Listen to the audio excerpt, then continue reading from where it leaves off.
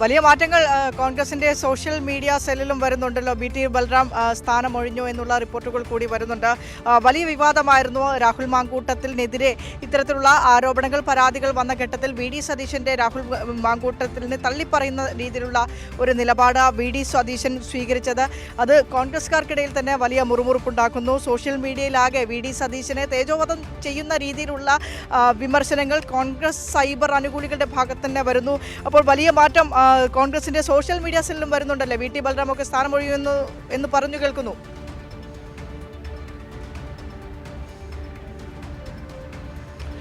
സ്ഥാനമൊഴിഞ്ഞു എന്ന് തന്നെ നമുക്ക് ഈ ഘട്ടത്തിൽ പറയാം. പുതിയ ചുമതല ഹൈബി ഈഡന് നൽകിയിട്ടുണ്ട്. നേരത്തെ തന്നെ വിനിഷ പറഞ്ഞത് ശരിയാണ്. കാരണം ഈ രാഹുൽ മാങ്കൂട്ടത്തിൽ വിഷയമാണ് കോൺഗ്രസിൻ്റെ ഡിജിറ്റൽ മീഡിയ സെല്ലിൽ വലിയ തരത്തിലുള്ള ആഭ്യന്തര കലാപമുണ്ടായത്. കാരണം രാഹുലിനെ തള്ളിപ്പറഞ്ഞ VD സതീശനെതിരെ ഷാഫി പറമ്പിലിൻ്റെ നേതൃത്വത്തിൽ വലിയ തരത്തിലുള്ള സൈബർ ആക്രമണമുണ്ടായി. ഇത് സൈബർ വിഭാഗത്തെ പ്രത്യേകം രാഹുൽ മാങ്കൂട്ടത്തിലും ഷാഫി പറമ്പിലിൻ്റെ ടീം തന്നെ നിയോഗിക്കപ്പെട്ടിരുന്നു. വ്യാപകമായ വ്യക്തി ആക്രമണമാണ്. ഒപ്പം തന്നെ ചില മീഡിയകളെ സ്വാധീനിച്ചുകൊണ്ട് കണ്ടിന്യൂസായി തുടർച്ചയായി പ്രതിപക്ഷ നേതാവ് VD സതീശനെതിരെയുള്ള വീഡിയോസ് ചെയ്തുകൊണ്ടിരിക്കുകയാണ്. ഇപ്പോഴും അത് സോഷ്യൽ മീഡിയയിൽ ഓടിക്കൊണ്ടിരിക്കുന്ന കാര്യങ്ങളാണ്. വ്യക്തിപരമായി അധിക്ഷേപിക്കുന്ന ഇത്തരത്തിലുള്ള അധിക്ഷേപ പരാമർശങ്ങളുള്ള ഇത്തരത്തിലുള്ള സോഷ്യൽ മീഡിയയിൽ ഇട്ട പല പേജുകളിൽ നിന്നും ഇത് ഫോർവേഡ് ചെയ്തതും ആദ്യമായി ഇത് പോസ്റ്റ് ചെയ്തതും ഡിജിറ്റൽ മീഡിയയിൽ ഔദ്യോഗികമായി പ്രവർത്തിക്കുന്ന ചിലരാണ് എന്ന തരത്തിലുള്ള തെളിവുകളാണ് പരാതിയായി KPCCക്ക് ലഭിച്ചത്. അങ്ങനെയാണ് KPCC അധ്യക്ഷൻ സണ്ണി ജോസഫ് തന്നെ ഇത് പരിഷ്കരിക്കാൻ പോവുകയാണ് എന്ന തരത്തിലുള്ള മറുപടി പറഞ്ഞത്. മാത്രമല്ല അന്ന് VT ബൽറാം രാജിവെക്കുന്നു, ഈ പദവി ഒഴിയുന്നു എന്ന കാര്യം കൈരളി ന്യൂസ് അന്ന് തന്നെ ബ്രേക്ക് ചെയ്തതാണ്. അതിനെ തുടർന്ന് സണ്ണി ജോസഫിനോട് ചോദിച്ചപ്പോൾ അദ്ദേഹം പദവി ഇതുമായി ബന്ധപ്പെട്ടല്ല, നേരത്തെ തന്നെ ഈ തെരഞ്ഞെടുപ്പുമായി ബന്ധപ്പെട്ട് നിലമ്പൂർ തെരഞ്ഞെടുപ്പുമായി ബന്ധപ്പെട്ട് തന്നെ തനിക്ക് മറ്റു ചില ഉത്തരവാദിത്തങ്ങൾ ഉള്ളതുകൊണ്ട് ഡിജിറ്റൽ മീഡിയ സെല്ലിൻ്റെ പദവി കൂടി വഹിക്കാൻ കഴിയില്ല, അതുകൊണ്ട് ഒഴിയണം എന്ന കാര്യം അറിയിച്ചിരുന്നു എന്നതാണ് അദ്ദേഹം പറഞ്ഞത്. പക്ഷേ അങ്ങനെയല്ല കാര്യം, വിവാദങ്ങളുടെ പശ്ചാത്തലത്തിലാണ്. തുടർന്ന് അദ്ദേഹം ഒഴിഞ്ഞിരിക്കുന്നു. അതാണ് ഹൈബി ഈഡനാണ് ഇപ്പോൾ ചുമതല നൽകിയിട്ടുള്ളത്. ഇപ്പോൾ ഇനിയും ഡിജിറ്റൽ മീഡിയ സെൽ ഇനി മുതൽ സോഷ്യൽ മീഡിയ സെൽ എന്ന പേര് മാറ്റിയിട്ടുണ്ട്. ഹൈബി ഈഡൻ പറയുന്നത് പ്രൊഫഷണൽ സംഘത്തെ നിയോഗിച്ച് സോഷ്യൽ മീഡിയ സംഘത്തെ ശക്തമാക്കും, നിലവിലുള്ള പ്രശ്നങ്ങൾ പരിഹരിക്കും എന്നതാണ് പറയുന്നത്. അതുകൊണ്ട് ഈ VT ബൽറാം ഒഴിഞ്ഞത് തന്നെ നേരത്തെ ഉണ്ടായ തർക്കങ്ങളുടെ അടിസ്ഥാനത്തിലാണ്. പക്ഷേ ഒരു കാര്യം കൂടി കൂട്ടിച്ചേർക്കണം വിനിഷ, കഴിഞ്ഞ ദിവസം ഈ കേസ് നടക്കുമ്പോഴും രാഹുൽ മാങ്കൂട്ടത്തിനെതിരെ ഗുരുതരമായ മൊഴി വന്ന് ഇത്തരത്തിൽ അദ്ദേഹത്തെ ഒളിവിലാണ്. ഒപ്പം തന്നെ പോലീസ് അന്വേഷണം പ്രഖ്യാപിച്ച് പ്രതിക്കായി തിരച്ചിൽ നടത്തുന്നുണ്ട്. അപ്പോഴും ഈ ഇരയുടെ ഫോട്ടോസ് അടക്കം വച്ചുകൊണ്ട് ഇതേ സൈബർ വിഭാഗം വിവിധ സോഷ്യൽ മീഡിയ ഹാൻഡിലുകളിൽ പോസ്റ്റ് ചെയ്യുന്ന വാർത്ത പുറത്തു വന്നിട്ടുണ്ട്. ഇതിനെതിരെയും ഈ അതിജീവിതയായിട്ടുള്ള യുവതി പോലീസിൽ പരാതി നൽകിയിട്ടുണ്ട്. അങ്ങനെ ഇപ്പോഴും ഇക്കാര്യത്തിൽ ഹൈബി ഈഡൻ മാറി വന്നു എന്ന് പറയുമ്പോഴും ഇക്കാര്യത്തിൽ ഒരു തരത്തിലുള്ള നിയന്ത്രണവും പാർട്ടിക്കുള്ളിലോ ആഭ്യന്തരമായി ഇത്തരം ഹാൻഡിലുകൾ നിയന്ത്രിക്കാനോ പാർട്ടി തയ്യാറാകുന്നില്ല. അത് പഴയ പോലെ തന്നെ വ്യക്തിപരമായ ആക്രമണങ്ങളായി തുടരുകയാണ്. ഈ യുവതിക്കെതിരെയും 3 ദിവസങ്ങൾക്ക് മുമ്പ് ഈ പരാതി നൽകുന്നതിന് തൊട്ടു മുമ്പ് തന്നെ മഹിളാ കോൺഗ്രസിൻ്റെ യൂത്ത് കോൺഗ്രസിൻ്റെ നേതാക്കളൊക്കെ തന്നെ വളരെ മോശമായി സോഷ്യൽ മീഡിയയിൽ ലൈവ് ഇട്ടതും ഒപ്പം തന്നെ സോഷ്യൽ മീഡിയയിൽ അവരെക്കുറിച്ച് വ്യക്തിപരമായ അധിക്ഷേപം നടത്തിയതൊക്കെ തന്നെ വലിയ വാർത്തയായിരുന്നു. വിനിഷ,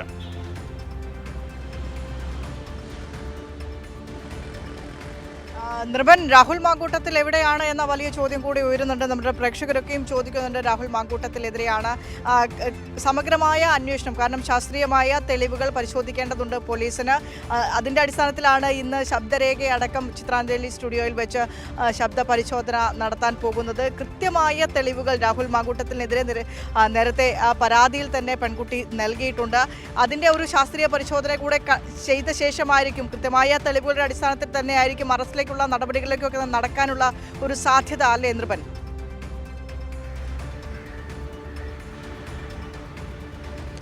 ബിനീഷ്, അത് നിയമപരമായി അങ്ങനെ തന്നെയാണ്. കാരണം പോലീസ് കോടതിയിൽ പ്രതിയെ ഹാജരാക്കുമ്പോൾ കേസ് ഡയറി കൂടി ഹാജരാക്കണം. ഒപ്പം തന്നെ 3-ാം തീയതി ഇയാളുടെ ജാമ്യാപേക്ഷ തിരുവനന്തപുരം ജില്ലാ സെഷൻസ് കോടതിയിൽ വരുമ്പോൾ അപ്പോഴും പോലീസിൻ്റെ വാദം ഈ കേസ് ഡയറി ആയിരിക്കും. ആ കേസ് ഡയറിയിൽ ഡിജിറ്റൽ സാങ്കേതിക പരിശോധന, ഒപ്പം തന്നെ CCTV ദൃശ്യങ്ങൾ, ഈ മൊഴി തുടങ്ങിയ കാര്യങ്ങൾ ഏറ്റവും പ്രധാനപ്പെട്ട കാര്യമാണ്. അത് പോലീസ് ഒരു ഭാഗത്ത് ശേഖരിക്കുന്നുണ്ട്. അത് ഏകദേശം പൂർത്തിയായി എന്ന് തന്നെ നമുക്ക് പറയാം. ഇന്ന് ഈ ചിത്രാഞ്ജലി സ്റ്റുഡിയോയുമായി ബന്ധപ്പെട്ട ശബ്ദ സാമ്പിളുകൾ ഒത്തുനോക്കുന്ന സാങ്കേതിക കാര്യങ്ങൾ റിപ്പോർട്ട് ചെയ്യുന്ന വൈകിട്ടോടുകൂടി അത് വലിയ കാലതാമസമുള്ള കാര്യമല്ല. അത് ചിത്രാഞ്ജലി സ്റ്റുഡിയോയിൽ നിന്ന് ലഭിക്കും. മറ്റ് CCTV ദൃശ്യങ്ങൾ, ഫ്ലാറ്റ് കേന്ദ്രീകരിച്ചുള്ള CCTV ദൃശ്യങ്ങൾ, ഡോക്ടറുടെ മൊഴി, ഡോക്ടർ മരുന്ന്, അതിൻ്റെ സാമ്പിളുകൾ, ഇത്തരം കാര്യങ്ങളെ സംബന്ധിച്ച് ഡോക്ടറുടെ മൊഴി കൂടി രേഖപ്പെടുത്തിയാൽ ആ ഭാഗം പൂർത്തിയായി. അതുകൊണ്ട് ആ നടപടിക്രമങ്ങൾ ഒരു ഭാഗത്ത് നടക്കുകയും ADGPയുടെ എല്ലാ ജില്ലകളിലുള്ള നിർദ്ദേശം, എല്ലാ ജില്ലകളിലും ശക്തമായ പരിശോധന നടത്താനുള്ള നിർദ്ദേശം ഒരു ഭാഗത്ത് പോലീസ് ചെയ്യുന്നുണ്ട്. ഇനി ജാമ്യാപേക്ഷ ജില്ലാ സെഷൻ കോടതിയിൽ വന്നാൽ തന്നെ രാഹുലിനെ സംബന്ധിച്ചിടത്തോളം കുരുക്ക് മുറുകുന്നതാണ് അവസ്ഥ നിയമപരമായി. കാരണം അദ്ദേഹം തൻ്റെ ഈ ജാമ്യ അപേക്ഷയിൽ തന്നെ നൽകുന്ന ജില്ലാ സെഷൻ കോടതിയിൽ നൽകിയ മുദ്രവെച്ച കവറിൽ നൽകിയിട്ടുള്ള അദ്ദേഹത്തിൻ്റെ അപേക്ഷയിൽ പറയുന്ന 1-2 കാര്യങ്ങളുണ്ട്. ആ ഒരു കാര്യമെന്ന് പറയുന്നത് തൻ്റെ ഫോൺ രേഖകൾ, തൻ്റെ ഫോൺ സംഭാഷണങ്ങൾ ബോധപൂർവം റെക്കോർഡ് ചെയ്ത് സൂക്ഷിച്ചു, അത് തന്നെ ബ്ലാക്ക്മെയിൽ ചെയ്യുന്നതിന് ഉദ്ദേശിച്ചാണ് എന്നതാണ് അദ്ദേഹത്തിൻ്റെ ഒന്നാമത്തെ വാദം. അത് തന്നെ ഈ കേസിൽ രാഹുലിന് പ്രതികൂലമായി വരും എന്ന് തന്നെയാണ് നിയമവിദഗ്ധർ പറയുന്നത്. കാരണം അപ്പോൾ ഈ ഫോൺ സംഭാഷണങ്ങളെല്ലാം തൻ്റേതാണ് എന്ന കാര്യം രാഹുൽ മാങ്കൂട്ടത്തിൽ സമ്മതിക്കുന്നുണ്ട്. ഒപ്പം തന്നെ ഈ യുവതിക്ക് ഗർഭഛിദ്രവുമായി ബന്ധപ്പെട്ട് നടത്തിയ പല കാര്യങ്ങളും അവർ നേരിട്ട് ചെയ്തതാണ് എന്ന തരത്തിലുള്ള അഭിപ്രായം ഈ പറയുന്ന മുദ്രവെച്ച കവറിൽ നൽകിയ ജാമ്യാപേക്ഷയിൽ പറയുന്നുണ്ട്. പക്ഷേ അപ്പോൾ യുവതി ഈ മരുന്ന് കഴിച്ചിരുന്നു എന്നും മരുന്നുമായി ബന്ധപ്പെട്ട് പ്രത്യാഘാതങ്ങൾ ഉണ്ടായിരുന്നു എന്നും അവർ ഓഡിയോ സംഭാഷണത്തിൽ പങ്കുവച്ച കാര്യങ്ങളൊക്കെ തന്നെ ശരിയാണ് എന്ന കാര്യം പ്രഥമ ദൃഷ്ട്യാ തന്നെ പ്രതി തന്നെ സമ്മതിക്കുന്നതാണ് ജാമ്യാപേക്ഷയിൽ പറയുന്നത്. ഇത്തരം കാര്യങ്ങളെല്ലാം പോലീസ് ഈ സശ്രദ്ധം പരിശോധിക്കുന്നുണ്ട്. ആ ജാഗ്രതയോടുകൂടിയാണ് ജാമ്യാപേക്ഷ വരുമ്പോഴും പോലീസ് കേസ് ഡയറി കോടതിയിൽ സമർപ്പിക്കുക. ഒപ്പം തന്നെ അറസ്റ്റ് അടക്കമുള്ള നടപടി ഉണ്ടായാൽ പ്രതിയെ കോടതിയിൽ ഹാജരാക്കേണ്ടി വരും. അപ്പോൾ നൽകുന്ന കേസ് ഡയറിയിൽ ഇക്കാര്യങ്ങളിൽ പ്രതിക്ക് ജാമ്യം ലഭിക്കാതെ തുടരന്വേഷണത്തിലോ കസ്റ്റഡിയിലോ വാങ്ങുന്നതിന് അനുസരിച്ചിട്ടുള്ള എല്ലാ നടപടിക്രമങ്ങളും പൂർത്തിയാക്കിയായിരിക്കും പോലീസ് മുന്നോട്ട് പോവുക. വിനിഷ.